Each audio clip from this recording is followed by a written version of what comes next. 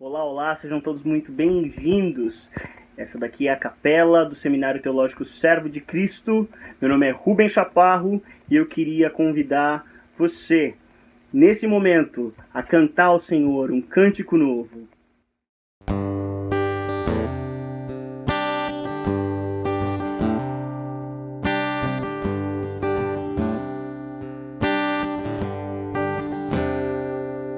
Cantai ao Senhor um cântico novo, cantai ao Senhor todas as terras, cantai ao Senhor, bendizei o seu nome, proclamai a sua salvação, anunciai entre as nações a sua glória, e entre todos os povos as suas maravilhas, porque grande é o Senhor e muito digno de ser louvado, mais temível do que falsos deuses. Glória e majestade estão diante dele, força e formosura no seu santuário. Glória e majestade estão diante dele, força e formosura no seu santuário.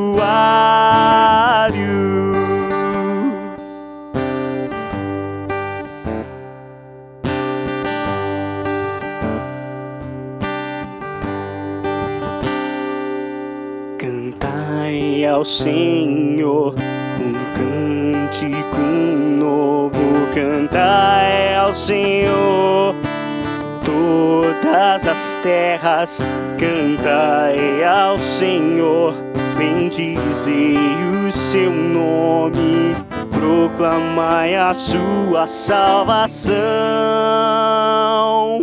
anunciai entre as nações a sua glória, entre todos os povos as suas maravilhas, porque grande é o Senhor, muito digno de ser louvado, mais temível do que falsos deuses. Glória e majestade estão diante dele, força e formosura no seu santuário. Glória e majestade estão diante dele, força e formosura no seu santuário.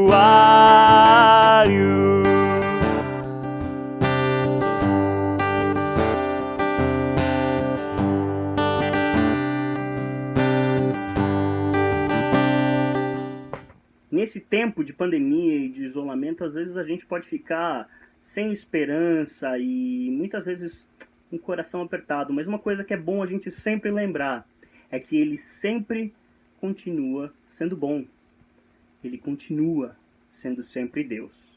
Canta com a gente.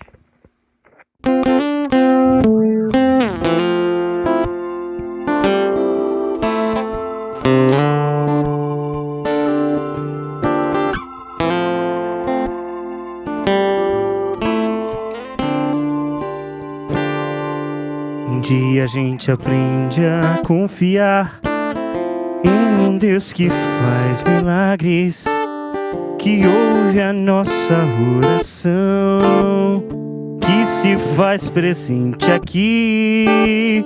Um dia a gente aprende a dar um passo só de cada vez, mas sem duvidar,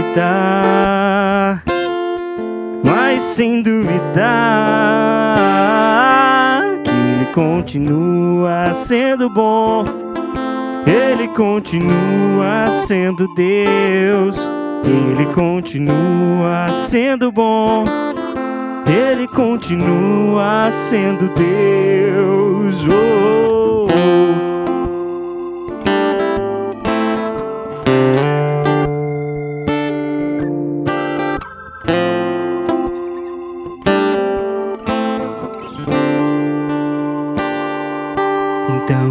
Chega o dia de viver tudo que se aprendeu e a enxergar até o que não se pode ver. Chega o dia de entender, até ouvir um não de Deus, mas sem duvidar,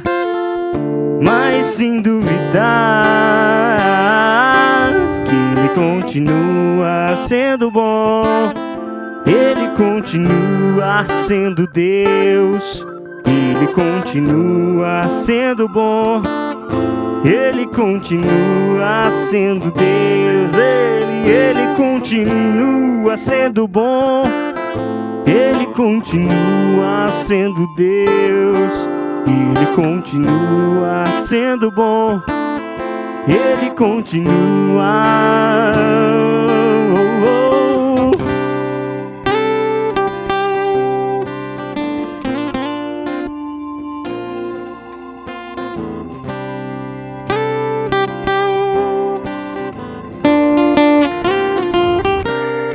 Que Ele continua sendo bom, que Ele continua sendo Deus, que Ele continua sendo bom, Ele continua sendo Deus, Ele continua sendo bom, Ele continua sendo Deus, Ele continua sendo bom, Ele continua.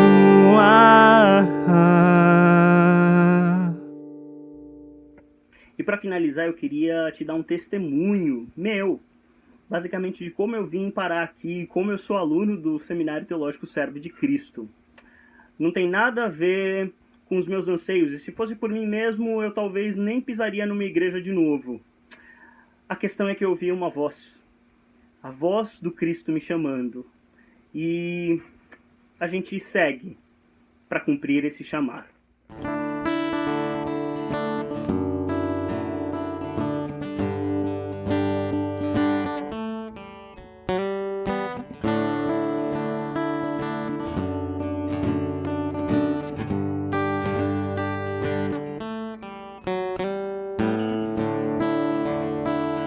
Ninguém parou pra nos aplaudir. Desde o início chamou-nos para um caminho sem fama. Quando ouvimos sua voz dizendo: segui após mim, nossas redes deixamos pra trás, seguindo o Mestre em paz.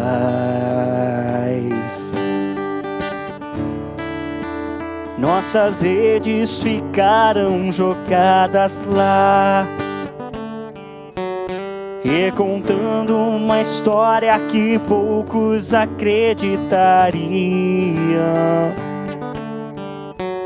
Pescadores sem pensar escolhem seguir a Jesus, sem saber se algo iriam ganhar, dispostos a homens salvar.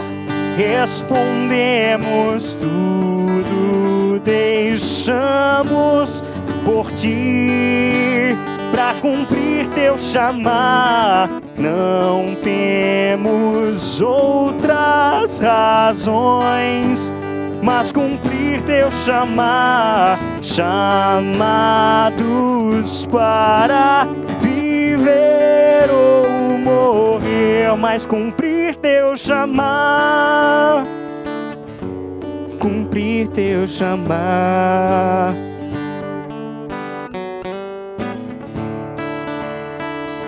Impulsionados tal qual um rio que corre pro mar, pois suas águas não voltam atrás. Seu chamado deu-nos paz, então decidimos seguir, por causa do amor que mostrou. pois por nosso nome chamou. Respondemos tudo, deixamos por ti, pra cumprir teu chamar. Não temos outras razões, mas cumprir teu chamar. Chamados para viver ou morrer, não por amor de uma causa qualquer, nem ideal, um sonho, mas porque foi Jesus Cristo a chama, iremos seu nome levar.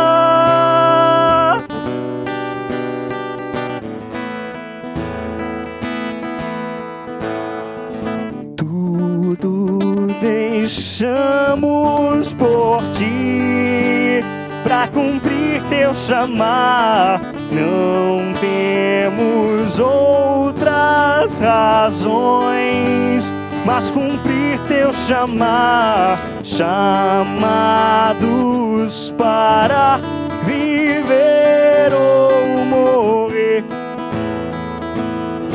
mas cumprir teu chamar.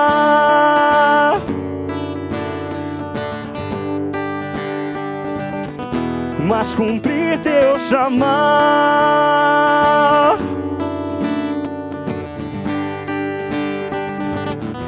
Mas cumprir teu chamar.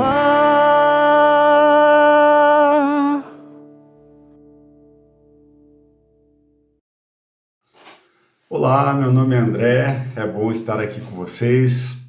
Eu sou professor no Servo de Cristo, na área de antropologia, que é minha formação profissional, mas também sou pastor, tenho contribuído na plantação de uma igreja aqui em Joinville, Santa Catarina. Agradeço o convite, a oportunidade de compartilhar um pouquinho da palavra de Deus com vocês, usando esses recursos tecnológicos que, como alguém já disse, aproxima os que estão longe e afasta aqueles que estão perto, né? E é mais ou menos isso, a verdade nessa frase, né? Há alguma verdade nessa frase. Eu particularmente às vezes me sinto frustrado por perceber que eu sou dominado muitas vezes por essa tecnologia, mas principalmente em perceber a perda da capacidade de sentar e dialogar com as pessoas de um jeito mais pessoal. Talvez um pouco de saudosismo meu, que sou dessa geração aí de transição, né? Que nós não tínhamos nada disso e aprendemos a lidar com isso, ao contrário de uma geração já nativa. E esse espelho negro, que são nossos smartphones, TVs, computadores e etc., né? Parafraseando não, usando o título em português da série da Netflix, né? Chamado Black Mirror. Acho interessante pensar que a gente se enxerga de verdade quando esses aparelhos estão desligados, né? E aí o que você vê é uma tela escura e lá você tem o seu reflexo, né? E nós passamos, enfim, quase o tempo todo com esses aparelhos em nossas mãos hoje em dia. Fico pensando, né? Quem já não se pegou mandando mensagem para uma pessoa dentro da própria casa, né? E isso, para mim, é bastante frustrante em vários momentos, né? Engraçado em algumas vezes, mas preocupante por outro lado, né?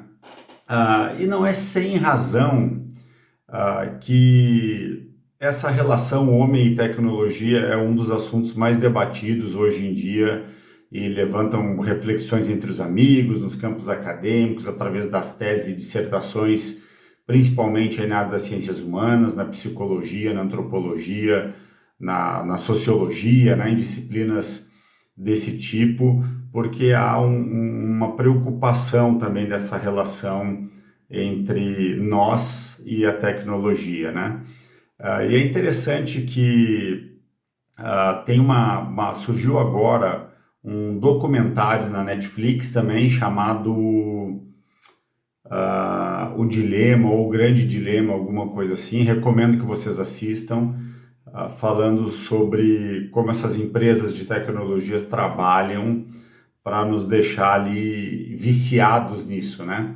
E antes desse documentário, o produtor Charles Brooker, que é o produtor da série Black Mirror, né, disse o seguinte, que se a tecnologia é uma droga, e é interessante que esse documentário da Netflix diz que há somente duas empresas, né, entre aspas aí, que chamam os seus clientes de usuários, né, que são o tráfico de drogas, né, e as relações com a internet, com os aplicativos, com a tecnologia, né, são usuários, né. E esse produtor, ele diz o seguinte, se a tecnologia é como uma droga, e ela parece como uma droga, quais são precisamente os efeitos colaterais? Essas áreas entre o prazer e o desconforto é onde Black Mirror, minha nova série dramática, está situada. O espelho negro do título é aquele que você irá encontrar em cada parede, em cada mesa, na palma da mão, a fria e brilhante tela de uma TV, monitor ou smartphone.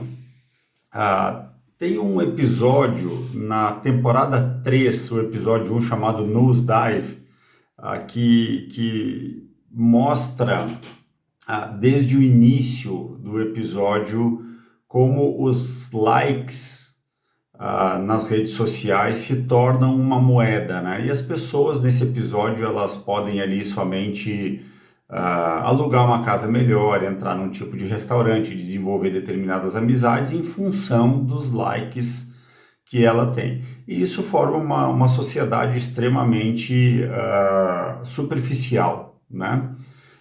E eu fico pensando se a Bíblia tem algo a nos ensinar sobre esses relacionamentos e sobre essa relação com a tecnologia, sendo que não havia, evidentemente, esse tipo de tecnologia naquele período, né? Então, se a Bíblia traz para nós algumas concepções, né, sobre isso, quais seriam os efeitos gerados na nossa vida, ou melhor dizendo, quais são os efeitos colaterais que essa tecnologia pós-moderna tem causado nas nossas vidas. E aí eu lembrei de um texto em Provérbios 17:17 que diz: em todo tempo ama o amigo e na angústia ele se torna um irmão. E dali eu penso em 3 princípios rapidamente, conversando aqui um pouquinho com vocês, que o primeiro em todo o tempo, mostra que os relacionamentos saudáveis e maduros, eles têm constância. Eles não são abandonados nas primeiras falhas, nos primeiros pecados e nem nas últimas falhas e nem nos últimos pecados. Mas ele é constante, né? Jesus, no Evangelho de João, João relata que Jesus amou os seus discípulos até o fim. Essa é a palavra, né? Até o fim. Com todas as suas falhas, com todos os seus pecados, com todos os seus defeitos e também com todas as suas virtudes. Então, o primeiro princípio é constância. O segundo princípio é que em todo tempo, se isso, a constância ama o amigo, mostra que é incondicional, né? Que é um amor que vai até as últimas consequências, que estabelece relacionamentos que extrapolam o que nós temos hoje na mão em termos de amizades desculpa, me fugiu a palavra, amizades virtuais, né? Então, eu entro no meu Facebook, quer dizer, eu não tenho mais Facebook, né? Ficou um abandonado aí pelas redes. Mas eu entrava lá e eu tinha ali 1.200 amigos, né? Era assim que o Facebook chamava. Mas se eu fosse procurar friamente, talvez eu teria um punhado mais ou menos como Jesus e seus discípulos, quem sabe uns 12, né, que me acompanhavam ali de fato, né? Os outros eu poderia dizer que eram até relacionamentos frágeis ou muito distante, né? Então nós temos o primeiro princípio, que é a constância, o segundo princípio, que é um amor incondicional, e um terceiro princípio, que é na angústia se torna um irmão, que é o princípio de irmandade, é quando nós achamos em outras pessoas um nível de amizade que essas pessoas se tornam parte da família, né? Eles se tornam como um irmão. E aí eu penso um pouquinho nessa questão de Jesus e Pedro, na relação de amizade que eles tiveram, né?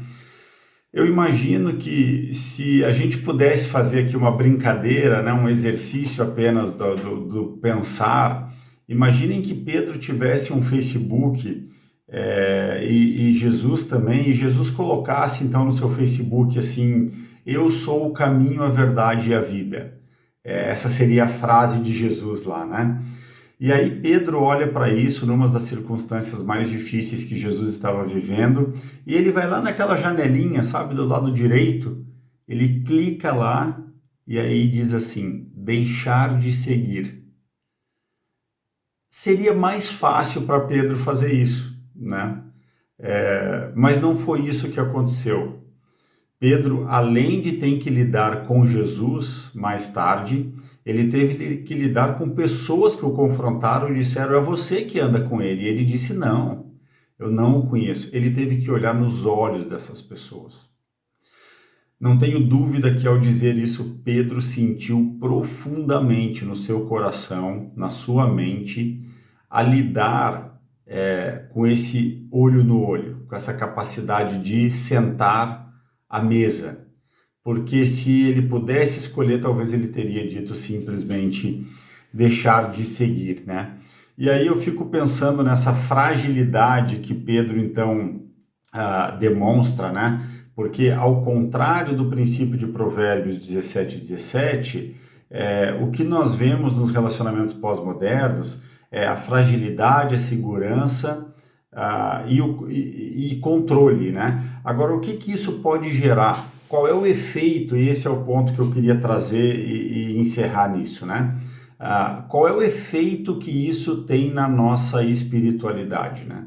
Então, os relacionamentos pós-modernos, eles têm uma característica de fragilidade, insegurança, de controle, de inconstância e de individualidade, ou individualismo, melhor dizendo, né? Os efeitos da nossa espiritualidade, desse tipo de relacionamento pós-moderno, é que eles são frágeis. E para nós, podemos tratar a nossa espiritualidade do mesmo modo como um post, como uma conversa rápida. Se os relacionamentos pós-modernos são inseguros, na nossa espiritualidade, nós acabamos centrando isso no ego sem o conhecimento de fato de quem é Deus. Se é controlador, eu digo que se Deus não fizer o que eu quero, a possibilidade de deixar de seguir é iminente. Se no relacionamento pós-moderno é inconstante, na minha espiritualidade, qualquer coisa que me desagrade é uma ruptura. E é sempre uma possibilidade de ruptura, né? E se no relacionamento pós-moderno esse relacionamento é individualista, então eu creio que Deus existe por causa de mim, no fim das contas, né? Mas o que o Evangelho nos oferece, ao contrário dos relacionamentos pós-modernos, é um relacionamento sólido e não frágil, seguro e não inseguro, livre e não controlador, constante e não inconstante, e ele é coletivo, na nossa comunhão, na comunhão da igreja, e não individualista, né? E aí eu termino com a passagem dizendo que Jesus diz, né? Eu estou dizendo estas coisas para que, crendo em mim, vocês estejam inabaláveis e seguros e desfrutem a paz. Nesse mundo mau, vocês sempre terão dificuldades, mas fiquem firmes, eu venci o mundo. Nós precisamos estar atentos a não negociar com a cultura. E o que a cultura tem nos imposto a cada dia são esses relacionamentos cada vez mais frágeis, mais inseguros, mais controladores, mais inconstantes, mais individualistas. Isso é o grande não, esse é um dos sofrimentos da nossa cultura na pós-modernidade. E o modo como o Evangelho responde para a nossa cultura é olhando para Jesus, termos relacionamentos sólidos, seguros, livres, constantes e coletivos. Queria que vocês guardassem essa palavra no coração, que com Jesus nós venceremos todas essas etapas e não nos deixemos enganar por aquilo que a cultura tem colocado à nossa frente. Só para lembrar mais uma vez, assistam o documentário da Netflix. Pessoal, aí tem o meu WhatsApp, se alguém quiser conversar alguma coisa nessa direção ou sobre qualquer outra coisa, por favor, fiquem livres para a gente conversar um pouquinho mais sobre esses temas que eu tentei de uma maneira muito rápida mostrar só a pontinha do iceberg aí, tá joia? Gente, muito obrigado mais uma vez e Deus abençoe a todos.